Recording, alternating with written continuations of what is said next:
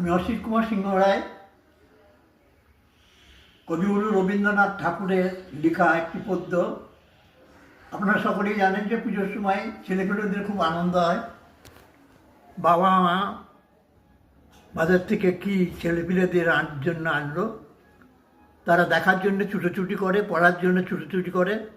তখন বাবা মা তাদেরকে বোঝায় যে পুজো তো এখনো আসেনি, কয়েকটা দিন বাকি আছে, অপেক্ষা করো, ঠিক পুজোর দিনে তোমরা দেখতে পাবা এবং পড়ানো হবে তোমাদেরকে, এবং নতুন জামা কাপড় পরে তোমরা পুজো দেখতে যাবা। এই সম্বন্ধে কবিগুরু রবীন্দ্রনাথ ঠাকুর একটা পদ্য, খুবই সুন্দর পদ্য লিখেছিলেন, যেটা আমি আপনাদের সামনে প্রস্তুত করছি। নমস্কার। আশ্বিনের মাঝামাঝি উঠিল বাজানা বাজি, পুজোর সময় এলো কাছে, মধুমিত দুই ভাই ছোটাছুটি করে তাই,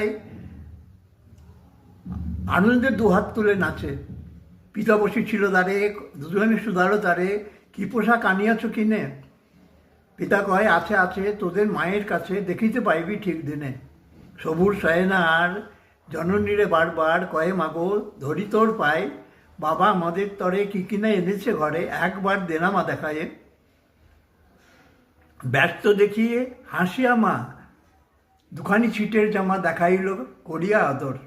মধু কয় আর নাই, অর্থাৎ মধু হচ্ছে বড় ছেলে। মধু বলল যে আর নাই, মা কইল আছে, এই একজোড়া ধুতি ও চাদর। রাগিয়া আগুন ছেলে কাপড় ধুলাই ফেলে, কাঁদিয়া কহিল চাই না মা, রায় বাবুদের গুপি পেয়েছে জরির টুপি, ফুল কাটা সাটিনের জামা।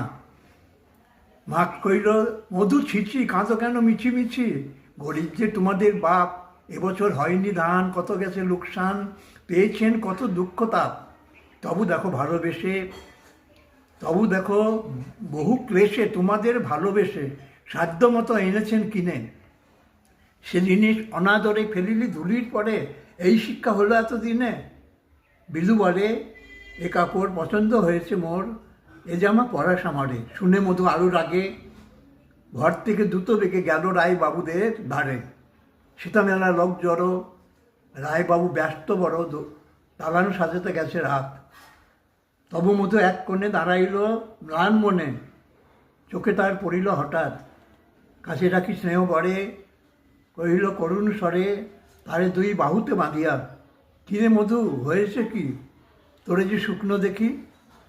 শুনে মধু উঠিল কাঁদিয়া, কহিল আমার তরে বাবা এনেছেন ঘরে শুধু এক ছিটের কাপড়।